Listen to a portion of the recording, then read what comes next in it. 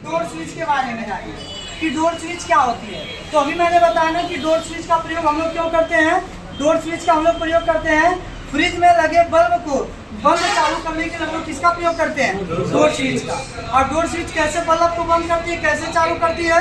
तो जब फ्रिज का दरवाजा बंद होता है तब बल्ब क्या हो जाता है, बंद। और जब फ्रिज का दरवाजा क्या होता है, खुलता है, ओपन किया जाता है, तो उसका दरवाजा क्या हो जाता है, चालू।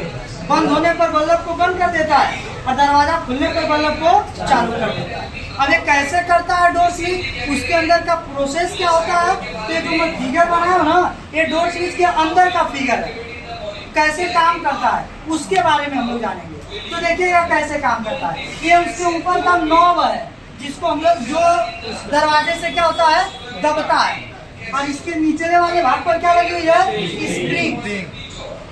नीचे वाले भाग पर क्या लगा हुआ है, स्प्रिंग। अब इसको मैं कोई अगर पावर दे देता हूँ, फेस दे दिया, तो इधर से फेस इस पत्ती तक आएगा, खाली आगे जाएगा, इस पत्ती में टच होगा नहीं, क्योंकि ये क्या है अपना अलग अलग पत्ती।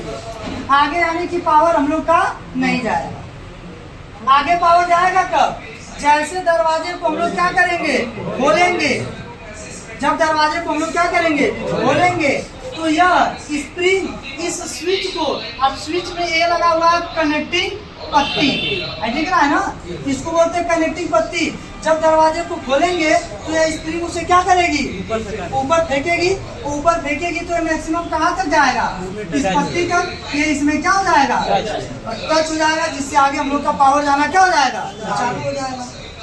जिससे आगे पावर जाना क्या हो जाएगा, चालू हो जाएगा, है कि नहीं हम लोगों का। और जब दरवाजे को हम लोग बंद करेंगे तो बल्ब बंद भी तो होना चाहिए। अभी चालू हुआ कि नहीं, हो गया। और जब हम लोग दरवाजे को बंद करें तो बल्ब बंद भी तो होना चाहिए। बंद कैसे होगा, जैसे आप दरवाजे को बंद करेंगे तो स्विच क्या होगी, दबेगी। जब दबेगी तो स्प्रिंग सिकुड़ जाएगी। सिकुड़ने के कारण जो पत्ती ऊपर टच हुई है ये क्या हो जाएगी, नीचे आ जाएगी, जिससे कनेक्शन क्या हो जाएगा, अलग अलग हो जाएगा। जो पावर इन हो रहा था केवल इन ही होगा, आउट नहीं होगा। और जैसे फिर हम लोग क्या करेंगे, दरवाजा खोलेंगे तो जो नीचे सिक्योरिटी हुई थी वो वापस क्या होगी, चलेगी, ऊपर जाएगी और जाके उसमें क्या हो जाएगी, टच हो जाएगी। समझे बात को।